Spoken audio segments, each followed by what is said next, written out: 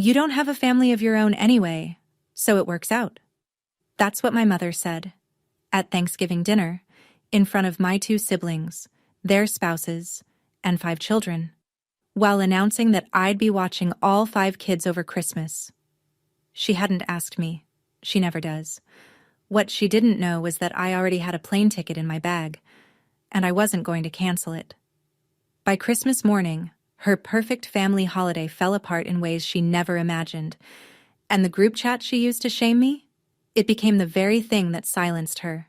Before I go on, if this story speaks to you, hit like and subscribe, and drop a comment with where you're listening from and what time it is there.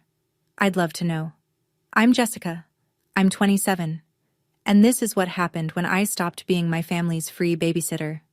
Now let me take you back to Thanksgiving weekend. The night everything changed. My mother's house sits on a 1/4-acre lot at the end of Sycamore Lane in Millbrook, Virginia. White siding, black shutters, a porch swing that hasn't swung right since 2014. Every holiday, that house smells the same. Roasted turkey, cinnamon sticks simmering on the stove, and the faint burn of something Linda Mercer forgot in the oven because she was too busy directing traffic. That Thanksgiving, all 4 of us were there. Karen, my oldest sister, 35, 3 kids. Derek, my brother, 33, twin 4-year-olds. Their spouses. 5 children under 8, running figure 8s around the dining table. And me, 27, single, sitting in the chair closest to the kitchen because that's where I always end up. Halfway between the family and the cleanup. We were midway through dinner when Mom stood up and clinked her wine glass like she was giving a toast. She smiled at everyone. So, I've been thinking about Christmas. Karen and Brad, you 2 deserve that resort trip you've been talking about. Derek, I know Tina's parents want to see the twins. So here's the plan. She turned to me. Jessica will stay here with the kids, same as every year. I opened my mouth, but Karen was faster. Oh good, she said, sliding her phone across the table toward me. I already printed the allergy list for you. I looked at the printed sheet. Lily's peanut allergy, Ethan's bedtime routine, Noah's eardrops. Laminated, color-coded, like a manual for a new employee. I looked around the table. Derek was cutting his turkey. Brad was pouring more wine. Tina was studying her plate. Nobody flinched.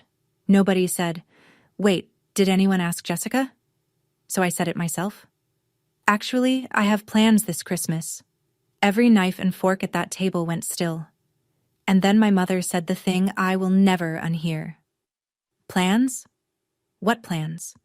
You don't have a family of your own anyway, so it works out. I didn't say anything after that. Not at the table. I just finished my mashed potatoes while the conversation moved on like nothing had happened, because to them, nothing had. The kids went to bed around 8. Karen and Brad took the guest room. Derek and Tina left for their hotel. I grabbed my coat and headed for the front door. Mom caught me in the kitchen. She was loading the dishwasher, which she always does when she wants to have a conversation she can pretend isn't a confrontation. Hands busy, eyes down, voice casual. Jessica, I don't understand what the fuss is about. I told her the truth. I said I'd booked a flight. I'd been planning this for months. I'd already gotten the time off from the clinic. She turned around and looked at me like I'd told her I was joining a cult. A plane ticket. For what? Some beach? She shook her head. You're being dramatic, Jessica. It's just a few days with the kids. It's not like I'm asking you to move a mountain. You didn't ask me at all, Mom. I shouldn't have to ask. That's what family does. From the living room, Karen's voice floated in. Honestly, Jess, I would do the same for you if you had kids. It's what sisters do. I looked back at the kitchen. Derek's chair was empty. He'd already left without a word. I said goodnight. I walked out. The screen door clapped shut behind me and the November air hit my face like cold water. I sat in my car for a full minute before turning the key. My hands were shaking. Not from fear, not from sadness. From the slow, sickening recognition that not a single person in that house had asked me what I wanted. Not once. Not in years. I drove home. I opened my phone. The plane ticket was still there in the app. Outer Banks, December 23rd. I stared at it for a long time. I didn't cancel it. My apartment is a studio above a hardware store on Main Street. 480 square feet. One window that faces the parking lot. A radiator that clangs at 2 a.m. like someone knocking. But it's mine. On the fridge, I had a printout of my approved time-off request from the clinic. December 22nd through the 28th. Signed by Dr. Nguyen 2 months ago. Next to it, a small notebook with a handwritten ledger I'd been keeping since June. 6 months of numbers. Every extra night shift. Every overtime hour. Every home-cooked meal instead of takeout. Every morning I made coffee in my own kitchen instead of stopping at the drive-thru. Every small sacrifice, tallied in blue ink. The total at the bottom of the last page, $2,340. That was my Outer Banks fund. My first real vacation since a high school field trip to Williamsburg when I was 16. 11 years ago. Megan and I had split an Airbnb, a little cottage 2 blocks from the beach. I'd looked at the photos so many times the listing was burned into my memory. White curtains. A porch with 2 rocking chairs. The sound of waves close enough to hear through the screen door. I called Megan. She picked up on the second ring. I told her everything. The announcement, the allergy list, the laminated schedule, the line about not having a family of my own. Megan was quiet for a few seconds. Then she asked me something that cracked the whole thing open. Jess, when was the last time your mom asked you what you wanted for Christmas? Not what you could do for everyone. What you wanted. I opened my mouth to answer. Nothing came out. I scrolled through years of memory and came up empty. That's your answer, Megan said. The apartment was quiet. The radiator clanged. And on my phone screen, the booking still glowed. Confirmed. Outer Banks, December 23rd. 2 passengers. To understand why I almost canceled that ticket, you need to understand how this started. Not with a single moment, but with a pattern. One that took root so quietly I mistook it for normal. 4 Christmases ago. I was 23, fresh out of nursing school, working my first real job at Millbrook Family Health. Karen had just had Lily, 7 pounds, 2 ounces, colic that could wake the neighbors. She and Brad were running on fumes. Mom pulled me aside on Christmas Eve. She had that soft voice she uses when she's already decided something but wants you to think it's your idea. Honey, Karen needs a break. You're so good with kids. Can you just watch Lily for a few hours on Christmas Day so we can all enjoy dinner? A few hours? That's what she said. I still have the text message in my phone from that morning. Just a few hours, honey. You're the best. A few hours turned into the whole day. Lily screamed through lunch, screamed through dinner. I walked her up and down the hallway while everyone else sat around the table pulling crackers and passing the gravy. At 10 p.m., I ate leftover turkey alone in the kitchen. Cold plate, quiet house. Everyone had gone to bed or gone home. I washed my plate. I wiped down the counter. I drove home. The next morning, Karen called. Did Lily sleep through the night after you left? She didn't ask if I'd slept. She didn't ask if I'd eaten. She didn't say thank you, and I didn't think anything of it. Not then. I told myself Karen was exhausted, that Mom needed help, that this was what good daughters do. I believed it. That was year 1. The mold had been poured, and I didn't even notice. Year 2, the roster doubled.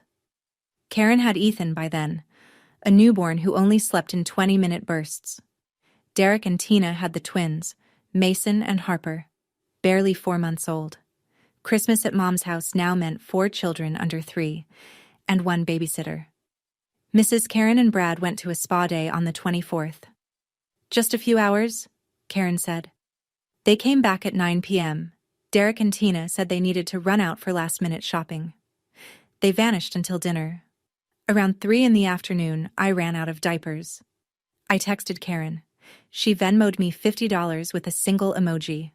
A hugging face. No, thank you. No, I owe you one. Just $50 and a digital hug for a full day of managing 4 infants alone in a house that smelled like spit up and gingerbread. Year 3 was worse. Karen was pregnant with Noah. She was on bed rest by Thanksgiving, so the Christmas setup started earlier. Mom called me the first week of December. "We need you at the house by the 23rd. Karen can't do anything this year." I tried. I said, "What if Karen and Derek each take a day? I'll take one day. They take the next. We rotate." Mom's answer was immediate. "They have spouses to spend time with, Jessica. You'll understand when you have someone." That sentence landed like a slap wrapped in tissue paper. Soft delivery.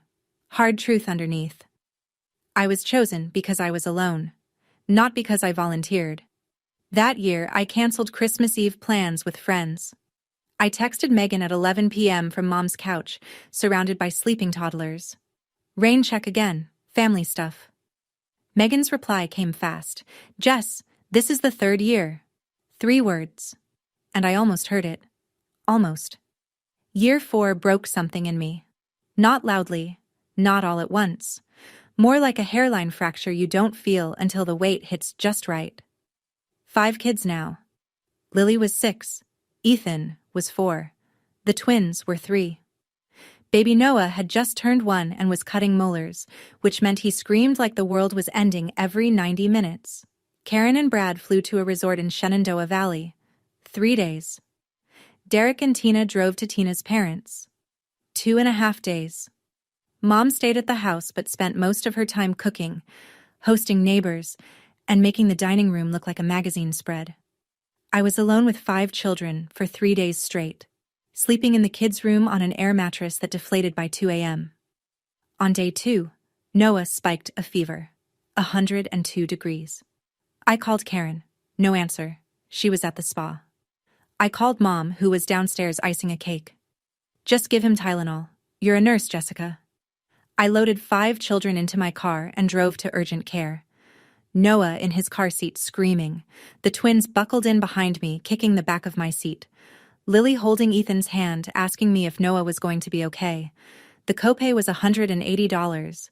I paid with my debit card. Nobody offered to pay me back. When Karen got home on the 26th, tan and rested, she asked, "Is Noah okay?" I said yes. She reached into her bag and pulled out a candle. "We brought you this from the gift shop." A $12 candle. For 3 days of solo childcare, a fever scare, and a $180 urgent care bill. I drove home that night and sat in my car in the apartment parking lot for 20 minutes. I didn't cry. I didn't call anyone. I just felt something close quietly inside me. Like a door shutting, not slamming, just clicking shut the way a latch does when you finally let it go. That was the Christmas that changed something in me. Not anger, something quieter. The thing about being the reliable one is that people stop seeing you. They see what you do. They see the hands that fold the laundry and the car that shows up on time and the voice that says okay on the phone. But they stop seeing the person behind all of it. It wasn't just Christmas. Every time Mom needed a ride to the eye doctor, she called me, not Karen, who lived 15 minutes closer. Not Derek, who worked from home on Fridays.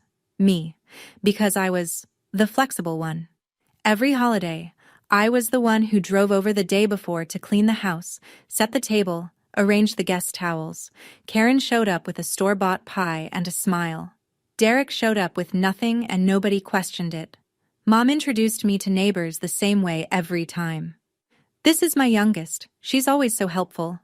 Not, "She's a registered nurse." Not, "She just got promoted." Just helpful. Like a household appliance with a name. And when I graduated from my RN program, cap, gown, the whole thing, not one of them came. Mom had a migraine. Karen said Lily had a playdate. Derek said he forgot the date. Megan was the only person there. She brought flowers and took a photo of me holding my diploma in the parking lot. I still have it. It's the only graduation picture I own. That night, I opened the family group chat. Mercer family. And scrolled. 3 years of messages. Nearly every single one was either Mom assigning me a task or Karen forwarding a to-do list. Doctor appointment reminders, grocery runs, pickup times, babysitting instructions. Not one message in 3 years that said, "How are you, Jessica?" Not one. I used to tell myself they were just busy, but busy people still show up for the things that matter to them. I just wasn't one of those things. So here I was, late November, 4 Christmases deep in a pattern I'd finally named, and on my kitchen counter sat a notebook full of numbers that represented the first thing I'd ever saved for that was just for me. $2,340, 6 months of overtime, 6 months of packing lunches, 6 months of saying no, I'll make coffee at home every single morning. I could recite the math in my sleep. 4 extra night shifts a month at time and a half, minus what I put toward rent, minus groceries, and whatever was left went into the envelope I kept in my sock drawer. Megan and I had planned this trip down to the hour, an Airbnb 2 blocks from the beach, a seafood shack she'd read about online, a sunrise walk on the first morning, rocking chairs on the porch. I hadn't seen the ocean since I was 15. Then my phone buzzed. Group chat. Mom. Jessica, I'm forwarding Karen's list. The kids' schedule is the same as last year. Don't forget Noah's eardrops. Same as last year. Like it was already done. Like I had already said yes. Like the notebook and the overtime and the 6 months of going without didn't exist. Because to her, they didn't. I stared at that message for a long time. 6 months of extra shifts for a trip she didn't even bother to ask about before canceling it in her head. I wonder, if you were sitting where I was, holding that phone, what would you have felt? Have you ever saved for something that was finally, truly yours, and then watched someone treat it like it was nothing? I'd love to hear your story in the comments. I put the phone face down on the table. The screen went dark. For the first time in 4 years, I didn't type okay. 2 days later, Megan and I sat in a booth at Hal's Diner off Route 15 after a 12-hour shift. The kind of tired where the fluorescent lights feel personal. I had a sweet tea. She had a basket of fries she wasn't touching. "So, what are you going to do?" she said. I turned my straw in circles. "I haven't replied to the group chat." "I know. That's not what I asked." I looked at her. "If I go to the beach, my mom will lose it." "Your mom is going to lose it no matter what you do that isn't exactly what she planned." Megan dipped a fry and pointed it at me. "Do you actually want to cancel the trip?" "No." "Then don't. It's not that simple." "It is that simple. You just don't want it to be, because simple means dealing with the fallout." She set the fry down. "Jess, your mom's been mad every time you've wanted anything for yourself. You went to nursing school and she said it was a phase. You moved into your own apartment and she called it a waste of money. Her being upset is not the measuring stick for whether you're doing the right thing." I didn't answer. She was right, and I hated it. "What if they never forgive me?" I said. Megan leaned back in the booth. "What if you never forgive yourself for missing another Christmas of your own?" The diner hummed around us, plates clattering, the cook yelling an order number, a couple laughing by the register. I picked up my tea and took a long sip. "I'm going," I said. "I'm not canceling." Megan smiled. Just barely. Like she'd been waiting a long time to hear me say it. The only question now was whether I'd tell my family before I left, or let them find out on their own. The call came on a Wednesday evening. I was rinsing dishes in my apartment when my phone lit up with a name I didn't expect. Aunt Pauline? Pauline Hayes, my mother's younger sister, retired teacher. Lived alone in Keswick, 40 minutes south. She showed up to family events maybe twice a year, smiled politely, and left early. Most of the family thought she was just private. I'd always sensed it was something more. "Jessica, I hope I'm not catching you at a bad time." "No, Aunt Pauline. What's going on?" She paused. "I saw the group chat. Your mother posted that schedule and tagged you like you're the hired help. I just wanted to check. Are you okay?" I almost dropped the plate I was holding. I'd forgotten Pauline was in the group chat. She never posted, never reacted. I assumed she'd muted it years ago. She hadn't. "I'm okay," I said. "I'm just figuring things out." "I know what that means." Her voice softened. When I was your age, Linda made me organize every family reunion. Invitations, food, cleanup, all of it. I did it for 8 years. Not once did anyone offer to help. And when I finally stopped, your mother told the entire family I was the selfish one. She laughed, but it wasn't a happy sound. Sound familiar? My throat tightened. What did you do? I stopped showing up until they treated me like a guest, not the staff. Took about 2 years. But they came around. I was quiet. She let me be. Whatever you decide, sweetheart, I just want you to know, choosing yourself is not the same as abandoning your family. I whispered a thank you that probably didn't sound like enough. Then, just before she hung up, Pauline added something that changed everything. And Jess, I've been reading that group chat for 3 years. I've seen every message your mother sent about you. You should know that. The line went quiet. My kitchen felt very still. After Pauline hung up, I sat on my couch with the phone in my lap and opened the group chat. I'd read these messages before. Hundreds of them, over 3 years. But I'd always read them the way you read road signs on your daily commute. Background noise, routine, expected. This time, I scrolled with different eyes. Last Christmas, December 24th, 3:14 p.m. I was at urgent care with Noah. 5 kids in tow. And there was my mother, texting Karen in the same group I was in, as if I wouldn't see it. She's fine. She likes feeling needed. It gives her something to do. Karen's reply, 2 minutes later. Loyal, true. Better than her sitting alone in that little apartment. I kept scrolling. 2 years ago, the week after I'd suggested rotating babysitting duty. Mom to Karen. I'll handle Jessica. She'll come around. She always does. And then the most recent one, sent the night after Thanksgiving, less than 3 weeks ago. I'd gone home. I'd sat in my car with shaking hands. And while I was driving through the dark, my mother had typed this to Karen. Jessica doesn't have a real life anyway. She should be grateful we include her at all. I read it once. I read it twice. I read it a third time. Slowly. The way you reread a sentence that doesn't make sense until it suddenly makes too much sense. She should be grateful we include her at all. I set the phone down. I pressed my palms flat on my knees and breathed. I didn't screenshot anything. I didn't need to. Those messages were sitting in a group chat that every member of the family, including Aunt Pauline, could scroll through any time they wanted. I picked the phone back up and called Megan. 1 sentence. We're going, and I'm not telling anyone. The next 2 weeks were the strangest of my life. I went to work. I came home. I cooked dinner. I replied to texts from friends. And the whole time, I carried a secret that sat in my chest like a warm stone. The group chat kept pinging. Mom sent updates almost daily. Noah's nap schedule, Ethan's new food sensitivity, the brand of wipes Lily preferred. Every message was addressed to me, but none of them were really for me. They were instructions. Dispatches from a general to a soldier who hadn't been asked if she wanted to enlist. I read them all. I didn't reply to any of them. I just tapped seen and moved on. At home, I packed my bag slowly. 1 carry-on, sundresses, a swimsuit, sandals, a paperback I'd been meaning to read since the summer. I put my out-of-office on at the clinic. I confirmed the Airbnb. I checked the weather in Outer Banks.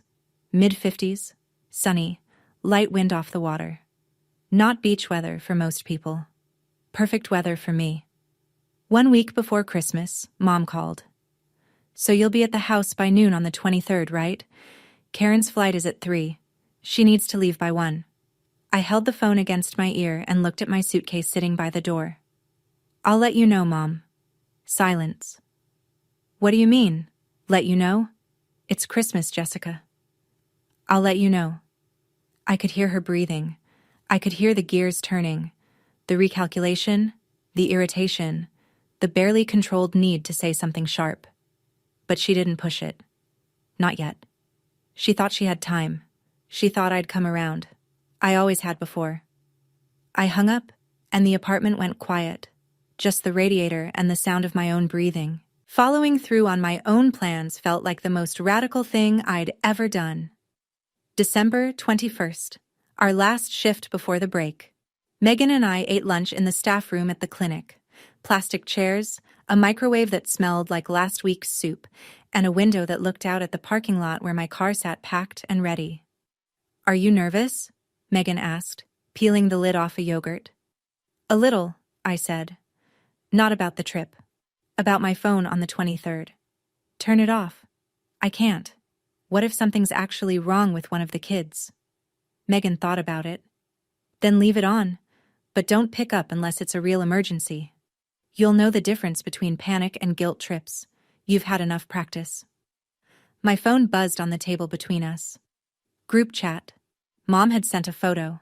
The house, fully decorated. Garland on the staircase. A wreath on the front door. A tree in the living room with mismatched ornaments the grandkids had made. Below the photo, her message. "All ready for the family. Jessica, the kids' room is set up. I put the air mattress in there for you too." Megan leaned over my shoulder and read it. She looked at me. "Air mattress. In the kids' room." "Yeah. She set up a bed for you in the room with 5 children." "Yeah. Not the guest room, not the couch. The kids' room, with the crying toddler and the twins who kick in their sleep." I said nothing. Megan sat back. "You know what the Airbnb in Outer Banks has?" "What?" "King beds."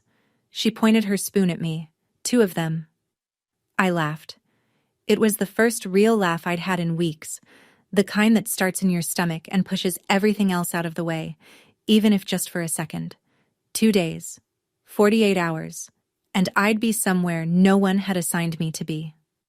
December 22nd, 9 p.m., the night before everything. My apartment was dark except for the lamp on the nightstand and the blue glow of my phone. The suitcase sat by the front door like a promise. Alarm set for 5:30. Flight at 8. I called Aunt Pauline. She picked up on the first ring, like she'd been waiting. "Tomorrow?" she asked. "Tomorrow. Are you sure?" "I'm sure." I heard her exhale, slow and steady, the way someone breathes when they've been holding something in for a while. "Good. I'll be watching the group chat. And if it gets ugly, you call me." "Aunt Pauline?" "Yeah, sweetheart." "Do you think I'm wrong?" She didn't hesitate. "Wrong for what? For having a life?" A pause. "Honey, the only wrong thing would be spending another Christmas being someone's free help while pretending it's love."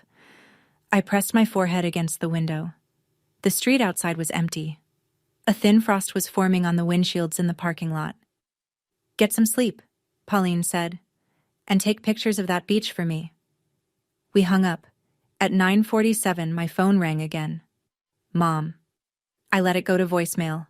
Her message was 22 seconds long. I played it once. "Jessica, Karen's dropping the kids' bags off at my place tomorrow morning. Be here by noon. Don't be late." "No, please." No question mark. Just an order, delivered in the same tone she used to tell me to set the table when I was 12. I listened to it one more time. Then I deleted it. I lay down, pulled the blanket up, set my alarm, closed my eyes. The wind scraped against the window. The radiator clanged once, then settled.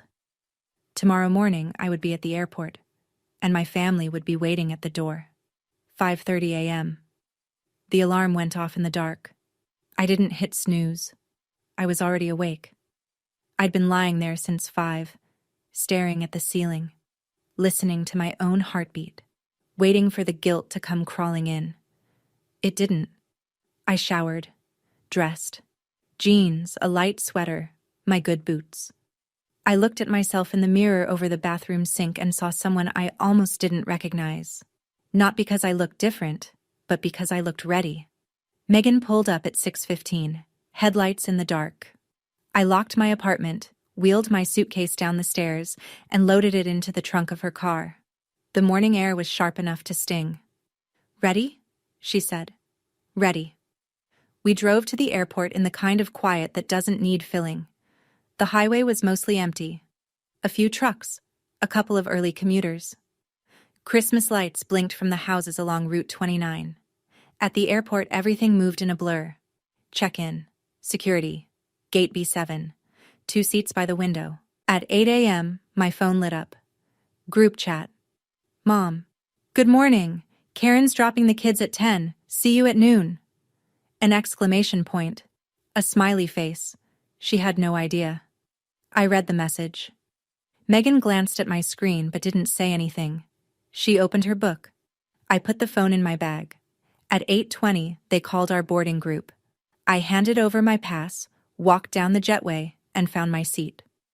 Window side. The engines hummed. The cabin lights dimmed. And then we were moving. Rolling. Tilting. Lifting. I looked out the window as the ground got smaller. Somewhere down there, my mother was setting out juice boxes for 5 kids and saving me a spot on an air mattress. Above the clouds, it was nothing but sun. We landed just after 10. Outer Banks smelled like salt and pine, nothing like Virginia in December. The air was cool, but there was warmth underneath it, the kind that comes off the water when the sun's been on it all morning. Megan picked up the rental car. I turned my phone back on. 6 missed calls from Mom. 3 from Karen. 1 text from Derek. Hey, where are you? Mom's calling me.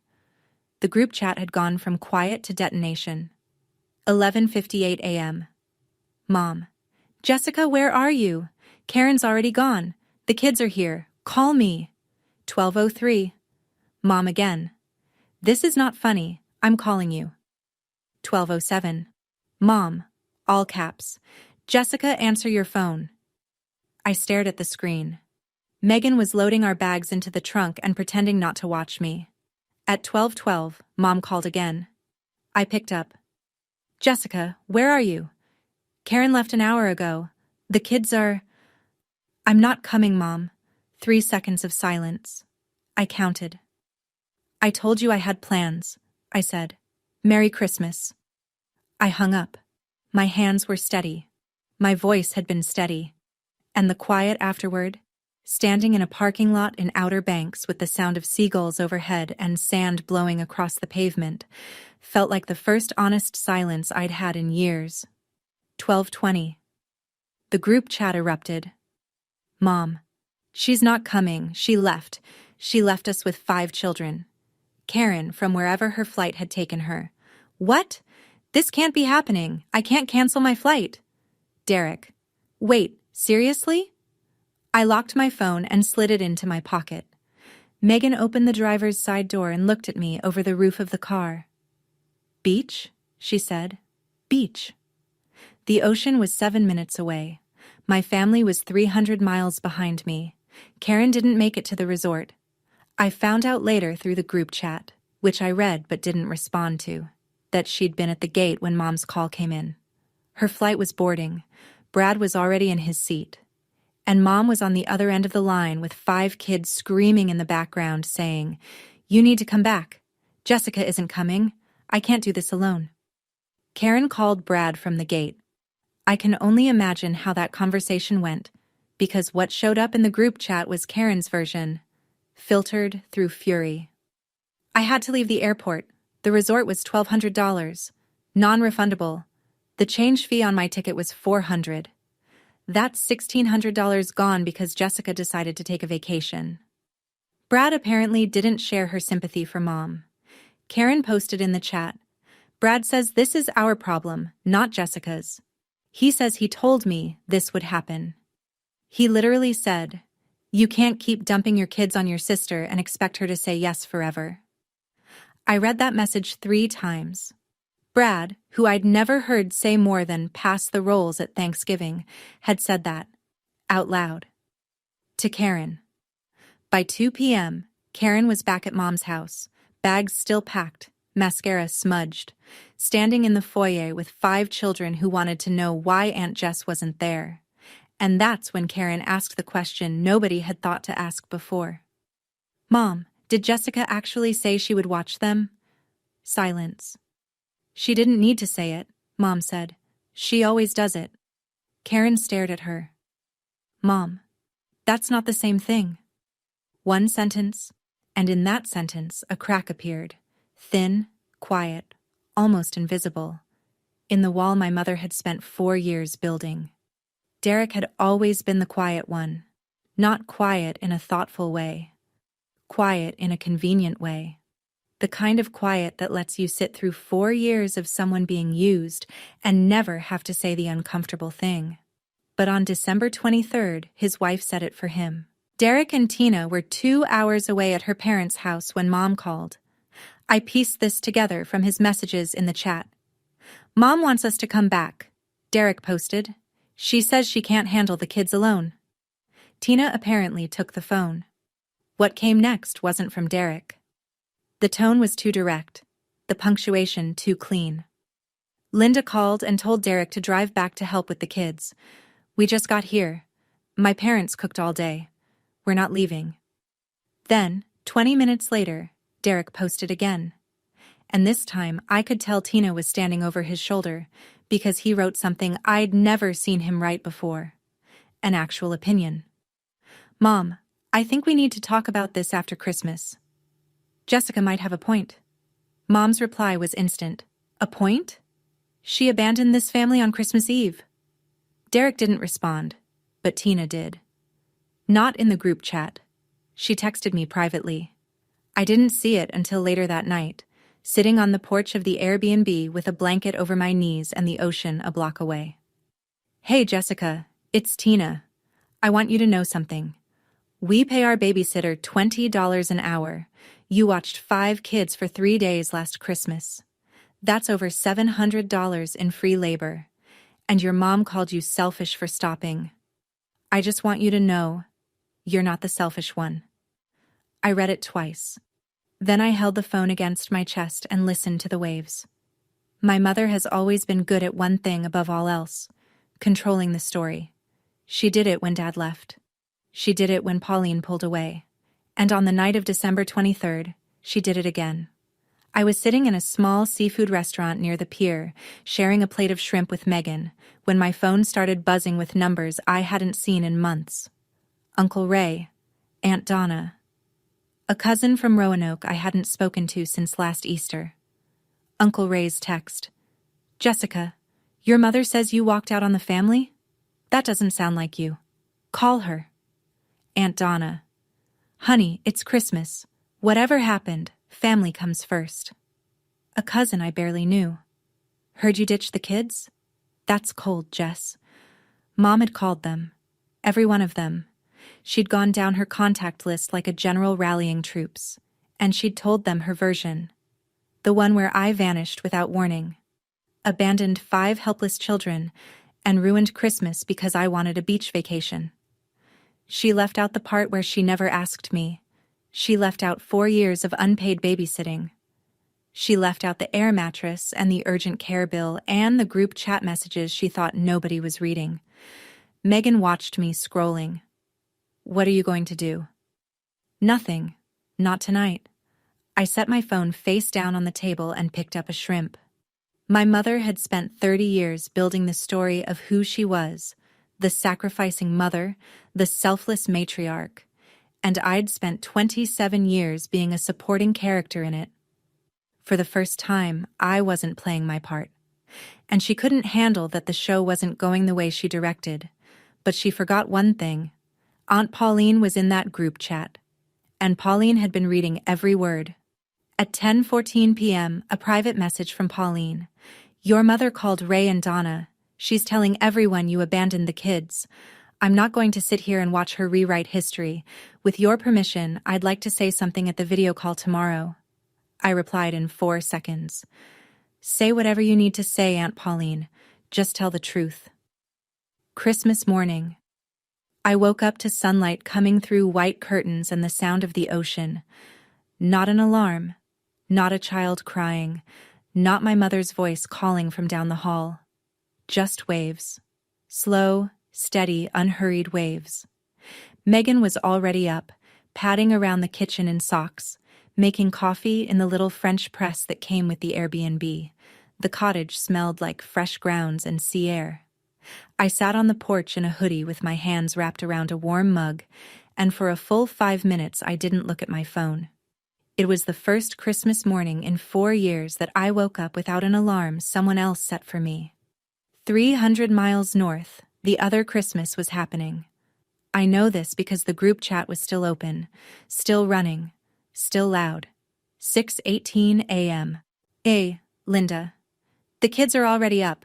Lily wants to open presents. I can barely keep up. 7:45. Karen. Mom, just let them open the gifts. I'll sort through later. 8:10. Karen again. Noah's crying again. Did you give him the eardrops? 8:30. Linda. I don't know where the eardrops are, Karen. By 9, Karen and Linda were arguing in all caps about who forgot to pack Noah's medication. Brad had texted Karen a single line that showed up in a screenshot she accidentally posted. This was supposed to be our vacation. The chaos I'd been managing alone for 4 years was now distributed among the people who'd created it, and they were drowning. Then, at 9:12, a private message from Derek. Hey, Merry Christmas. I hope you're having a good time wherever you are. A pause. Then a second message. I'm sorry I never said anything. I read it. I didn't reply. Not yet. But something in my chest loosened. Small. Quiet. Like a knot coming undone. Every Christmas at 3 p.m. the Mercer family does a video call. It's been tradition since Uncle Ray figured out Zoom during the pandemic. 15 people. 4 households. 1 hour of forced cheer and someone's kid knocking over the camera. I almost didn't join, but Megan looked at me and said, You're still family, Jess. You just changed the terms. So at 3:02 I tapped in, the screen filled with faces. Uncle Ray and Aunt Donna in their den, a fire in the background. 2 cousins from Roanoke waving, Derek and Tina at her parents' kitchen table. Karen, sitting on the couch at Mom's, eyes red, baby Noah on her lap. And Mom, front and center, Christmas sweater, lipstick on, camera angled just right. Even in crisis she was staging the shot. Then my square appeared. Me, on a porch, in a t-shirt, with the ocean behind me. The reaction was immediate. Oh, look who decided to show up, Mom said. From a beach, no less. Uncle Ray cut in. Linda, let it go. It's Christmas. Let it go? Mom's voice went sharp. She left 5 children without a sitter. On Christmas Eve? Do you know what kind of person does that? I didn't flinch. I'd had 24 hours to prepare for this. Mom, you never asked me to babysit, I said. You told me I was going to. I had plans. I told you I had plans. You ignored me. Plans? A vacation? Over family? When was the last time anyone in this family asked me what I wanted for Christmas? Nobody spoke. 2 seconds. 3. And then, from a small square in the bottom corner of the screen, Aunt Pauline unmuted herself. Linda, she said, I think it's time we talked about this honestly. Every face on that call went still. Pauline's camera was angled slightly upward. You could see the ceiling fan in her living room turning slowly behind her. She was wearing a gray cardigan, reading glasses pushed up on her forehead. Calm the way only someone who's been thinking about this for a long time can be calm. Linda, I love you, she said. You're my sister. But I've been watching what you do to Jessica for 4 years, and I watched you do the same thing to me for 8 years before that. Mom's face tightened. Pauline, this is not about you. Uncle Ray's voice, firm. Linda, let her finish. Pauline continued. I'm in the family group chat. I've read every message, every schedule you sent Jessica without asking, every list Karen forwarded like Jessica was on payroll, and I've seen how you talk about her when you think she isn't paying attention. What are you talking about? Do you want me to read it, Linda? Pauline's voice didn't waver. Because I saved screenshots. Not because I was building a case. Because when I read those messages, I felt sick. And I wanted to remember what it looked like. So I'd never let it happen to anyone else in this family. Pauline, don't you dare. 3 weeks ago, after Thanksgiving, you wrote to Karen. The screen froze. Not technically. Nobody lost their connection. but every single square on that call went motionless. 15 people, 15 tiny rectangles of silence. Pauline paused. She was giving my mother one last chance to stop it herself. Mom said nothing. Watching that call from my porch in Outer Banks, I held my breath. Because I knew what was coming. I knew what those messages said. And in a few seconds, so would everyone else. And I wondered, have you ever had a moment where the truth you'd been afraid of was about to be said out loud by someone you didn't expect? What did that feel like? I'd genuinely love to know. Share it in the comments. Pauline adjusted her glasses, and she began to read. Last Christmas, Pauline said, December 24th, 3:14 p.m., while Jessica was driving 5 children to urgent care because Noah had 102 fever, you wrote this to Karen. She read it slowly, every word precise. She's fine. She likes feeling needed. It gives her something to do. Nobody moved. Karen replied, and I quote, LOL true, better than her sitting alone in that little apartment. On the screen, Karen closed her eyes. Pauline kept going. 2 years ago, after Jessica suggested rotating babysitting duty, you wrote to Karen, I'll handle Jessica. She'll come around. She always does. Mom's mouth opened, but nothing came out. And this one, Pauline said. Her voice dropped half a register. 3 weeks ago, the night after Thanksgiving, after your daughter told you she had plans, and you laughed in her face. You typed this. She held up her phone to the camera so everyone could see the screenshot. Then she read it aloud. Jessica doesn't have a real life anyway. She should be grateful we include her at all. Silence. Not the polite kind. Not the kind where someone's about to change the subject. The kind that presses in from every direction. Heavy. Total. Suffocating. 15 squares on a screen. No one typing. No one shifting. Somewhere in my mother's living room, the furnace clicked on. Through her microphone, I heard something I'd never forget. The soft, barely audible sound of snow falling against the window. 5 seconds. 10. The longest silence in the history of the Mercer family. Uncle Ray broke it. His voice was low, careful, like a man choosing every word on purpose. Linda, is that true? Did you write that? My mother's eyes were wet. Her mouth moved. It was taken out of context. And from the couch behind her, Karen said, Mom, I was in that chat. I read them too. They weren't out of context. What happened next was a masterclass in a person running out of weapons in real time. Mom tried guilt first. She always does. I raised those kids alone, she said, her voice cracking. After their father left. 18 years. No help. No breaks. And this is how you all repay me? By ganging up on me on Christmas Day? Aunt Donna, calm as glass. Linda, nobody is ganging up on you. But what Pauline just read? That's not how you talk about your own daughter. Mom pivoted. Gaslight.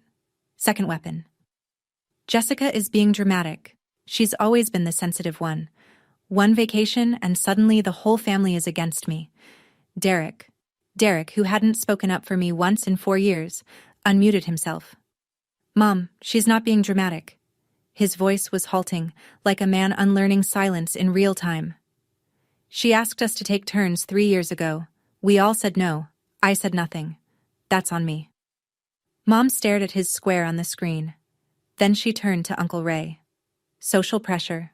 Her last play. Ray, you're her uncle. Tell her she's wrong. Tell her family comes first. Uncle Ray didn't blink.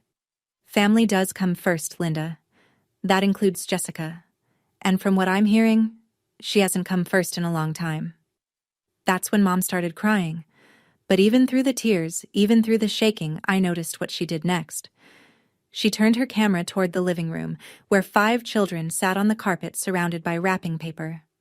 Look at them, she said. They're confused. They don't understand what's happening. This is what Jessica did to them. From somewhere behind the camera, Karen's voice. Tired, raw, done. Mom, stop. Jessica didn't do this. We did. The screen flickered. Karen had moved. and my mother sat alone in the frame, crying into the silence of her own making. I hadn't said a word during any of it. I'd watched from my little square on the screen, the ocean behind me, the wind in my hair, 15 faces staring at a truth that had been sitting in plain sight for years. I hadn't needed to say anything.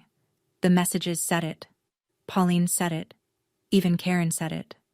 But now the call had gone quiet, and every rectangle on that screen was looking at me, waiting. So I spoke. "Mom, I love you. I love this family." I kept my voice level. Not angry, not shaking, just clear. "But I spent 4 Christmases being your babysitter. I paid $180 for Noah's urgent care visit that no one reimbursed. I slept on an air mattress in the kids' room. I canceled plans, skipped holidays with friends, and worked extra shifts all year so I could afford one vacation. And you announced I'd be watching the kids without ever asking me." I paused. The wind caught my hair. The waves were there, behind me, steady and indifferent. "You said I don't have a real life?" I looked straight at the camera. "But I do. It's just that none of you ever thought to look." Nobody spoke. "I'm not angry," I said. "I'm just done being the person who gives up her life so everyone else can enjoy theirs. If you want me at Christmas next year, I'll be there, as family, not as staff." The silence held for a long time. Then, from her small square in the corner, Pauline. "Well said, sweetheart." Mom's voice, when it finally came, was small. Smaller than I'd ever heard it. "I didn't know you felt that way." And I said the only thing left to say. "You didn't ask." Uncle Ray was the one who wrapped it up. "I think we all have some thinking to do," he said. The kind of sentence a man says when he knows the room needs an exit and nobody else will build one. One by one, the squares said their goodbyes. Quiet ones. Aunt Donna waved. The cousins from Roanoke murmured, "Merry Christmas," and clicked off fast. Derek gave a small nod before his screen went dark. Karen didn't say anything. She just looked at the camera for a second, then reached forward and ended the call. Mom turned off her camera without a word. I sat on the porch for a long time after the screen went black. The sun was dropping toward the waterline, turning the sky the color of copper and apricot. Somewhere down the block, someone was grilling. The smell of charcoal drifted up with the salt air. Megan came out with 2 mugs. Chamomile tea, because she knows I don't like coffee afternoon. She sat in the chair next to mine and didn't ask how it went. She'd heard most of it through the screen door. I waited for the guilt to hit. That familiar voice. The one that had whispered for 4 years. "You should have just gone. It would have been easier." But it didn't come. Instead, I felt something I hadn't felt in years. Space. Room to breathe. Like I'd been holding my breath for 4 Christmases and finally, slowly, completely exhaled. At 7 p.m., a text from Karen. "Jess, I'm sorry about the candle comment. And the allergy list? And all of it. I should have said thank you. I should have said it years ago." I didn't reply. Not yet. I needed time. At 7:30, Pauline. "Merry Christmas, sweetheart. I'm proud of you." I typed back. "Merry Christmas, Aunt Pauline. Thank you for telling the truth." Then I put the phone away and listened to the ocean until the sky went dark. Megan and I flew back on the 27th. The Outer Banks airport was small and half empty, and we boarded a regional jet that smelled like recycled air and peanuts. I slept the whole way. First unbroken sleep I'd had in days. When I got back to my apartment, everything was exactly as I'd left it. Quiet, clean. The lamp on the nightstand still on from when I'd left in the dark 4 days earlier. Over the next week, the fallout arrived in pieces, like mail you know is coming but still flinch at when it lands. Karen lost $1,600, $1,200 on the non-refundable resort, $400 in flight change fees. She and Brad had what she later described as the worst fight we've had since the twins were born. Brad told her what he'd apparently been thinking for years, that relying on me every Christmas wasn't generosity, it was entitlement. By New Year's, they'd started looking for a professional babysitter, a paid one, Derek Venmo'd me $180 on December 29th. No note. No message. Just the number. The exact amount of Noah's urgent care copay from last year. I stared at it for a while. It was the first time anyone in my family had acknowledged that Bill existed. Tina texted me separately. I told Derek he needs to step up. No more sitting on the sidelines. I'm sorry it took this long. Uncle Ray called me the day after New Year's. I'm glad you spoke up, Jessica. Your mother means well, but she's been so focused on keeping up appearances that she forgot to actually see you. And Mom? Mom didn't call. Not that week. Not a word. The woman who'd texted me daily about nap schedules and eardrops and allergy lists had gone completely, totally silent. That silence said more than 4 years of messages ever had. She called on January 3rd. 10 days of silence, and then her name on my screen at 2 in the afternoon, right when I got home from a shift. I almost let it ring. But I picked up. Because the version of me that answers the phone for her mother isn't gone. She's just not the only version anymore. Jessica. Her voice was careful, rehearsed, like she'd practiced the opening line. I've been thinking, and I know I said things that weren't fair. I noticed she said, weren't fair. Not, were wrong. A small difference, but it told me everything about where she was. I need you to understand, she continued. After your father left, I had to hold everything together. By myself. No one helped me, and somewhere along the way, I got used to counting on you. Maybe too much. I understand that, Mom, but understanding why you did it doesn't mean it was okay. A long breath on the other end. Pauline read those messages in front of everyone, she said. And here it was. The real wound. Do you know how humiliated I felt? I closed my eyes. Mom, I know exactly how that feels, because that's how I felt every time you announced my plans in front of the family without asking me. Silence. The kind that sits between two people who love each other and have finally run out of ways to avoid the truth. I'm sorry, Jessica. Her voice cracked. I am. I should have asked.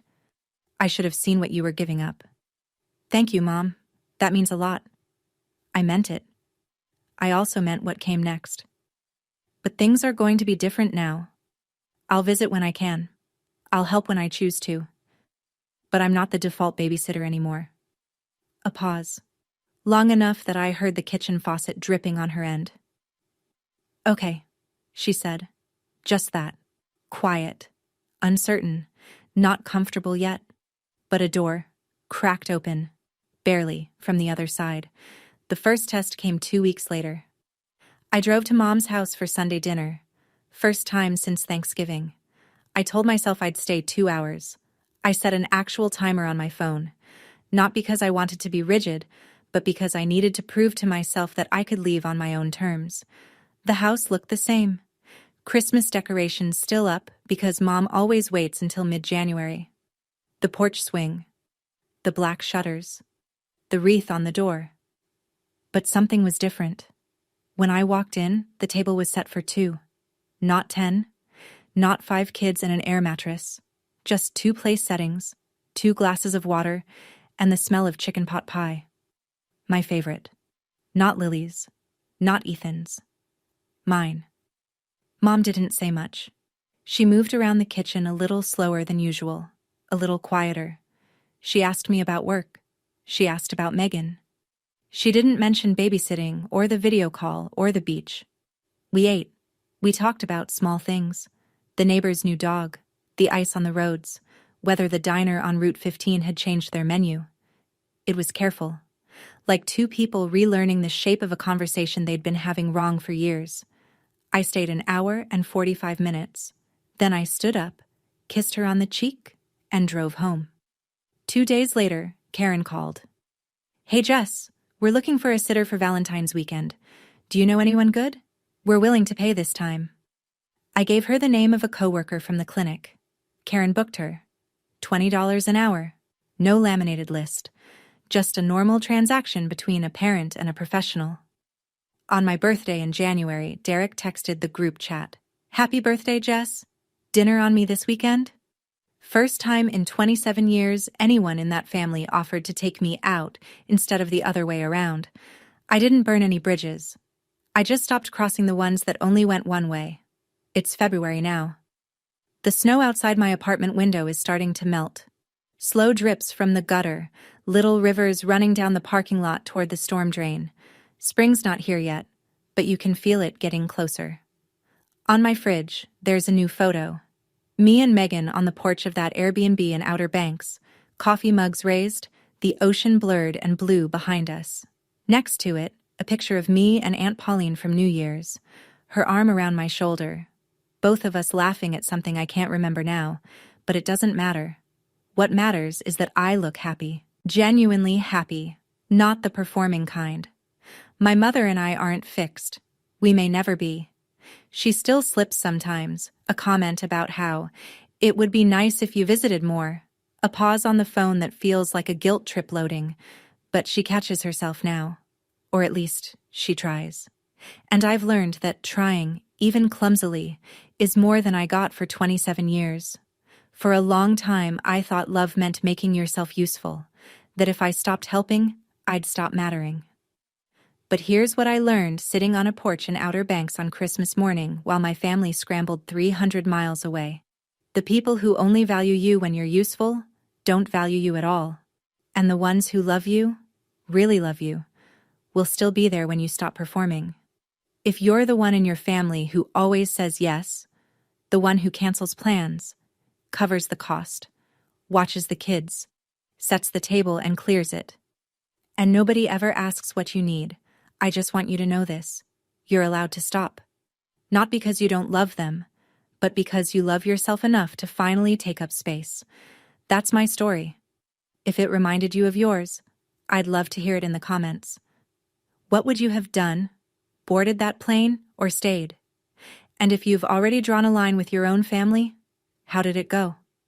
Every story down there helps someone else feel less alone. If this one meant something to you, hit like and subscribe. It genuinely helps more people find these stories when they need them. And if you want another one just like this, check the link in the description. Trust me, that one hits just as hard. Thank you for listening. Take care of yourself.